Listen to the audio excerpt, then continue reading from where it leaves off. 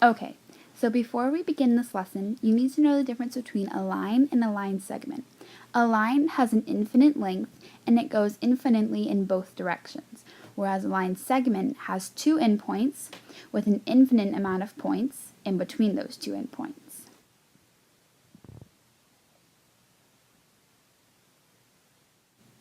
Now that we've clarified the difference between a line and a line segment, you need to know that for today's lesson we will be using line segments. They're very, very important.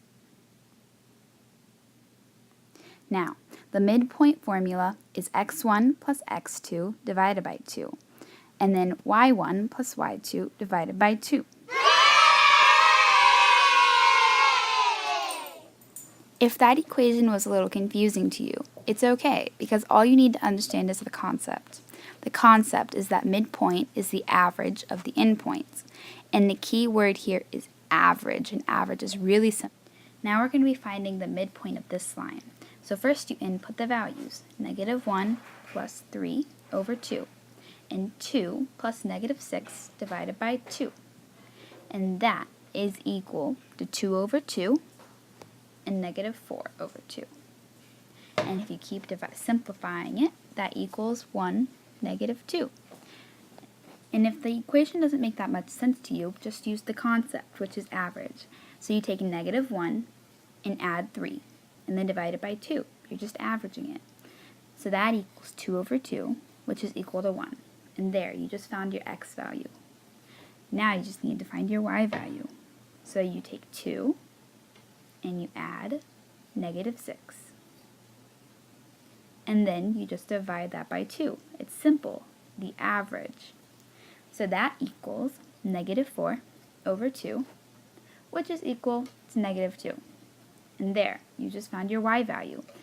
Now, you just have to put the x and the y value together to give you your midpoint. So 1 and -2. So now your coordinate of the midpoint is 1, -2. Simple. Our next topic is the distance formula. The distance formula can be a little confusing, so there will be a couple of examples.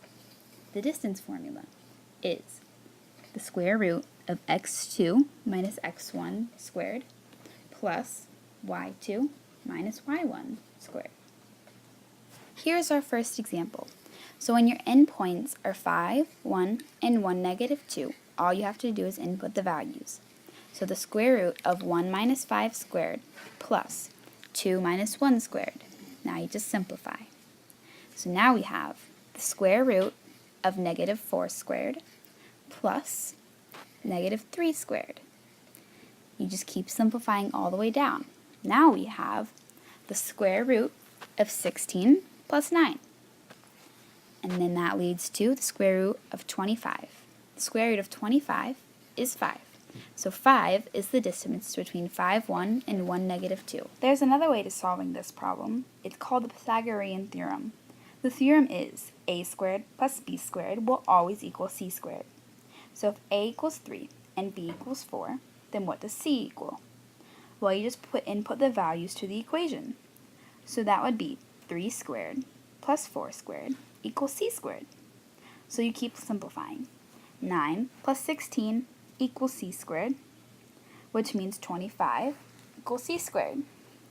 So now you take the square root of both sides, and that will give you your answer. 5 equals c.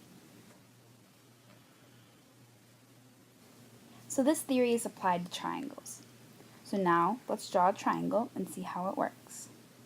Well, A and B are the two legs, and C is the hypotenuse. So after you've drawn your triangle, just input your values, and then write your equation, and input the variables. Then just solve, and you get the same answer. Now I'll show you how to do it when you're given a graph. So make a triangle out of your line segment. Then count the units on each side.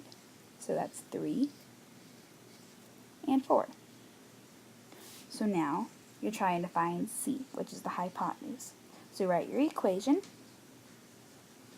and then input your values. So 3 squared plus 4 squared equals c squared. So now you're just going to solve it like we did before, to find your answer, which is C, the distance between point A and point B. However, sometimes your equations won't be so simple, and you'll need to simplify radicals, like the square root of 75. Well, you find the biggest factors within 75, which in this case is 25 and 3. Now, you need to find the square root of 25, because it is a square number. So, the square root of 25 is 5. So you take that out of the radical sign. However, 3 cannot be broken down any further, so you leave it in the square root sign. So the square root of 75 is 5 root 3. Now 288. Well, the biggest square factor in 288 is 144. And you need to multiply 144 times 2 to get 288.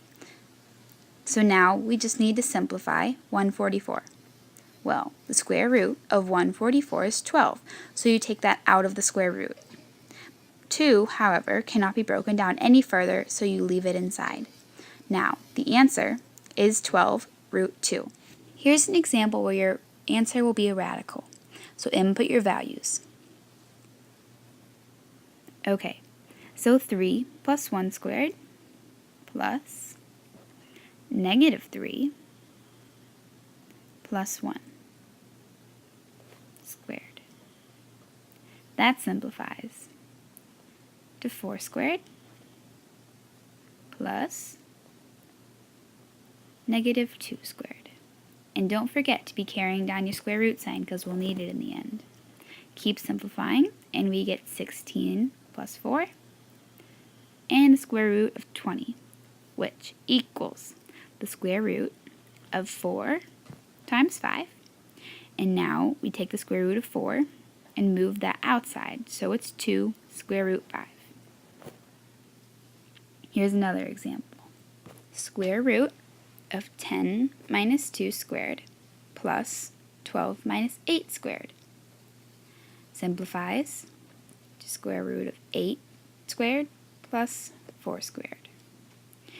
And that simplifies to 64 plus 16.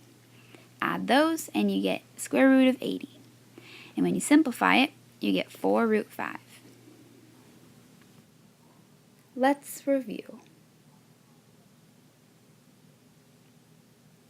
These equations can only be used with line segments. It doesn't make sense. You can't find the midpoint or the distance of an infinite line.